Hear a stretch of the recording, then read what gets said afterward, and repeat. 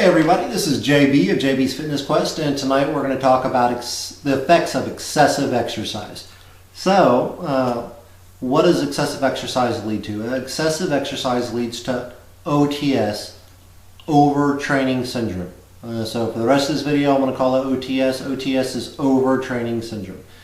So, two terms. One, overload. Overload is a planned, systematic increase in exercise intensity. Then you have overreaching.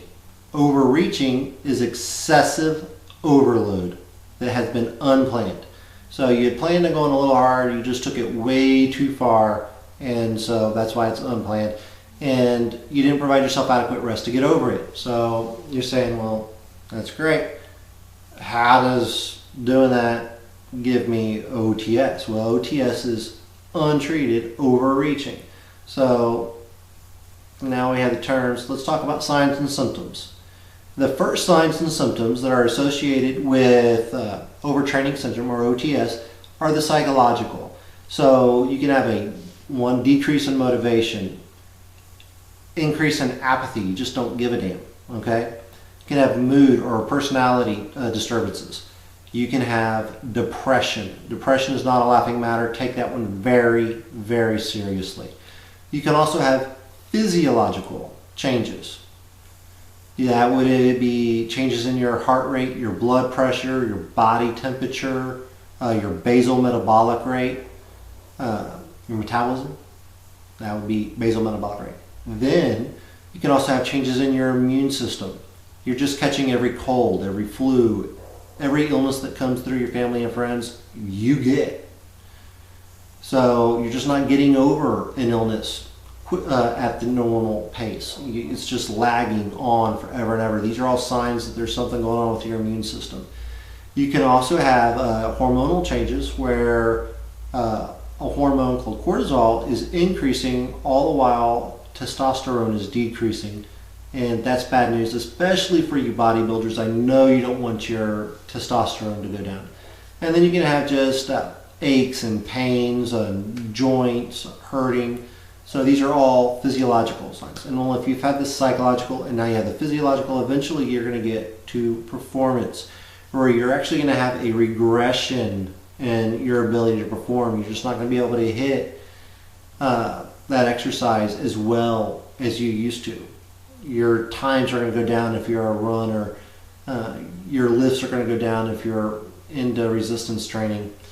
And it's going to take you longer to recover from exercise, and you're going to have a decreased tolerance to exercise, hence the longer recovery periods. So you're like, well, you know what, JB, that's great. Now I know what the signs and symptoms are, but what do I do about it? Well, to avoid it, we need to talk about periodization. You need to vary not only what workouts are you doing, but the intensity at which you do those exercises. You need to change everything up. You can't do 100% all the time. So for those of you out there that are saying go hard or go home, I want to tell you, well, then let's go home, because you're going to injure yourself and you're going to cause problems if you try to go hard 100% of the time. So if you've gotten to the point where you're getting the overuse injuries, you're starting to have the psychological problems, then we need to start talking about medical professionals. We need to seek out medical professionals. For those overuse injuries, those aches and pains, there are doctors out there that specialize in sports medicine. Seek them out. They are there to help you. And for the depression, they have psychiatrists, they have psychologists, that specialize in athletes. So seek these folks out. They have a tremendous amount of information to help you with. They can teach you coping skills and just talk to you about what you need to do to get past this.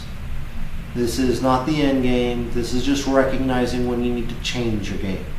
So what I want from you is, if you yourself have ever experienced any of this, or a family member or a friend, I want you to post on this video blog about it.